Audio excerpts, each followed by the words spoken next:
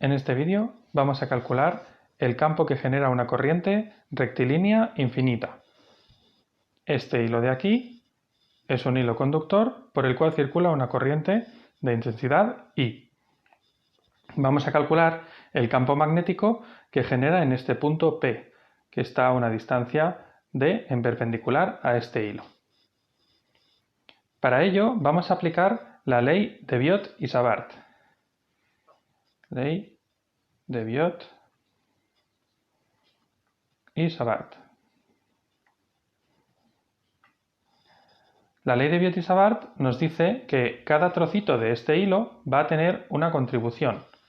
Un trocito, por ejemplo, de este trocito de aquí, va a tener una contribución diferencial, porque es un trozo pequeño, que va a venir dada por esta expresión. U sub 0 por la intensidad que circula por el hilo, dividido entre 4pi por diferencial de L, que tiene relación con este trocito, producto vectorial con R unitario, el gorrito significa unitario, entre el módulo de R al cuadrado. Vamos a ver qué representa cada uno de estos términos. Mu sub 0 es la permeabilidad magnética del vacío. Si no estuviésemos en el vacío, por ejemplo, estuviésemos debajo del agua, tendríamos que añadir un término permeabilidad relativa, mu sub R.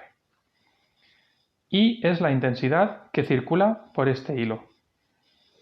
4pi es un factor que multiplica. Diferencial de L es un vector que tiene como módulo la longitud de este trocito que está generando el trocito de campo. Entonces es la longitud diferencial de hilo. Y su dirección y sentido, que lo representamos con el gorrito, con el vector unitario, son la misma dirección y sentido que la intensidad. En este dibujo será positivo J, en el eje Y. R, el vector R, es un vector que nos indica la posición de este punto P con respecto al diferencial de L. Sería un vector que va de quien genera, desde el punto donde se genera el campo, hasta el punto donde se siente el campo.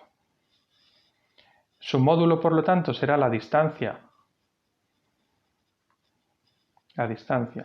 al punto, y su dirección y sentido siempre es desde DL hasta P.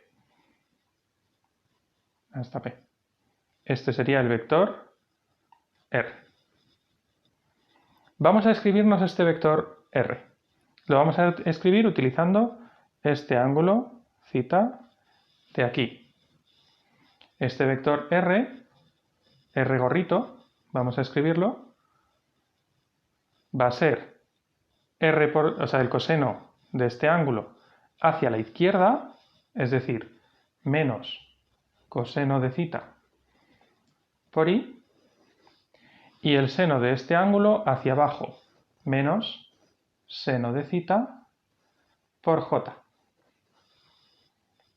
Si hacemos ahora el producto vectorial de la dirección de dl, que hemos dicho que era J, por este R gorrito, lo que nos va a salir dl producto escalar vectorial con R gorrito, por un lado el módulo de esto sabemos que va a ser diferencial de L, producto vectorial con 1, porque el módulo de este es 1, y por el seno del ángulo que forman. ¿Vale? Veremos si esto va a ser así. En primer lugar, aquí tenemos dl, que es el módulo de este, luego viene j, y hacemos el producto vectorial con este término de aquí, menos el coseno de θ por I, menos el seno de θ por J. Al hacer el producto vectorial, J producto vectorial con J es 0, por lo tanto este término desaparecerá. Nos queda entonces dl el signo menos, el coseno de θ. Y ahora nos queda J, producto vectorial con I. Como están las letras en orden inverso, esto es menos K, por lo tanto aquí pongo un signo más, y K. Por un lado observamos que el campo debe de ser como K. K en este dibujo sería el eje Z, saldría hacia arriba del papel. Podríamos haberlo hecho con la regla de la mano derecha. Recordamos que si ponemos el pulgar como la intensidad, el campo abraza el cable de esta manera. En la parte donde está el punto P, la parte izquierda, saldría del papel. Si el punto P estuviese en la parte derecha, entraría al papel. En este punto, entonces, efectivamente, el campo sale del papel. Tendríamos un campo que circula de esta manera. Esto sería el campo en todos los puntos. Pero solo nos interesa en el punto P. Lo otro que nos llamará la atención es que aquí pone coseno. Yo había dicho que tenía que salir un seno. Pero el seno del ángulo que forman se refiere a este seno de aquí. El seno de este ángulo, como es el complementario de este, va a ser equivalente al coseno del otro ángulo.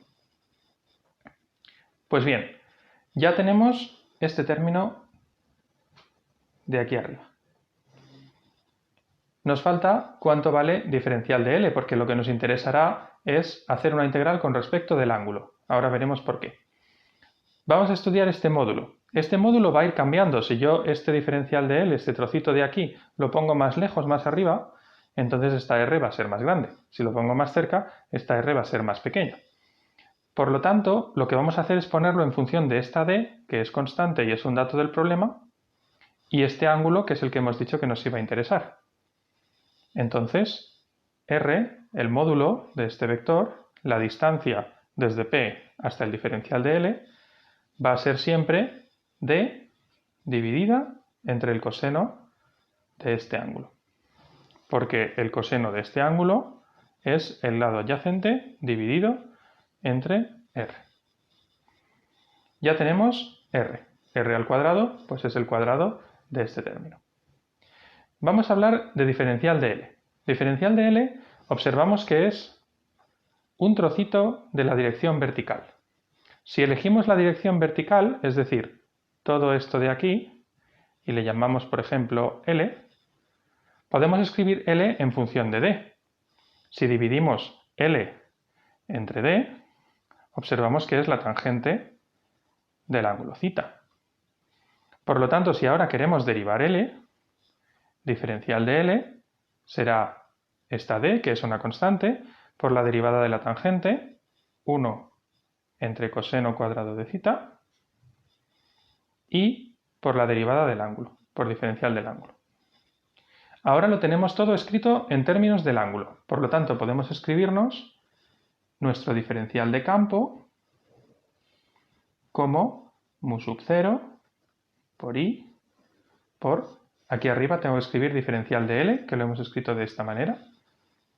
D por dθ dividido entre el coseno al cuadrado de θ. Y dividimos por 4pi y r al cuadrado, pero r la hemos escrito de esta forma. Entonces, d cuadrado entre coseno cuadrado de θ. Vemos que aquí podemos simplificar este coseno de aquí, este coseno de aquí. Nos ha faltado toda esta parte, hemos escrito el de L, pero no hemos escrito esta parte de aquí, con lo cual esto vendría aquí arriba, coseno de θ por k. Hemos simplificado el coseno, simplificamos también una de estas d's, y lo que nos queda, lo voy a escribir aquí debajo, es mu sub 0 por i dividido entre 4pi por d, y nos queda diferencial de θ, coseno de θ y la k. Voy a dejar la k aquí fuera. Y coseno de θ, diferencial de θ. ¿Vale? Esta parte de aquí es la única que depende del ángulo. Todo lo demás son constantes. Cuando hagamos la integral solamente tendremos que integrar esta parte de aquí. Vamos a hacer entonces esta integral. El campo magnético, que será la integral de todos los diferenciales de campo, de todas las contribuciones que hace cada uno de estos trocitos, va a ser la integral de mu sub 0i dividido entre 4 por pi por d, el vector unitario y el coseno de θ diferencial de θ. Tendremos que poner ahora los límites de integración. Si el cable terminase, simplemente miraríamos qué ángulo forma el punto P hasta el punto superior y el punto P hasta el punto inferior. Pero como el cable es infinito, según vaya creciendo el cable más lejos, más lejos, más lejos, en el límite que tendemos a infinito, el punto superior sería cuando θ fuese pi medios, es decir, 90 grados. El punto inferior, de la misma manera, empieza en 0 y va creciendo, creciendo, creciendo, creciendo, hasta que vuelve a ser 90 grados, pero esta vez hacia abajo, menos pi medios. Al hacer esta integral, todo este término de aquí es constante y sale fuera. Y la integral de coseno es seno. Entonces nos queda mu sub 0 por i dividido entre 4pi por la distancia d, el vector unitario k, y al integrar coseno nos sale seno de θ entre el valor máximo y el valor mínimo. Vamos a separar aquí. Si continuamos debajo, el campo entonces va a ser todo este término que vuelve a ser igual, mu sub 0i dividido entre 4 por pi por la distancia, el vector k, y ahora tenemos que sustituir el seno de pi medios, que es 90 grados. Si nos hacemos la circunferencia goniométrica, recordaremos que el seno de 90 es el valor máximo, es decir, 1, menos, y el seno de menos 90, de menos pi medios, que sería este punto de aquí, con lo cual menos 1. Este resultado del paréntesis es 2, que podemos simplificar con el 4, y nos queda mu sub 0 por i dividido entre 2 por pi y por d, siguiendo el vector k. Esta es la ecuación del campo de un hilo infinito. Tenemos que tener en cuenta que si el punto P estuviese justo al otro lado, nos saldría un signo negativo. Este signo negativo nos habría salido porque el vector r, en lugar de ser hacia acá, sería hacia el otro lado. Es decir, tendríamos un positivo aquí.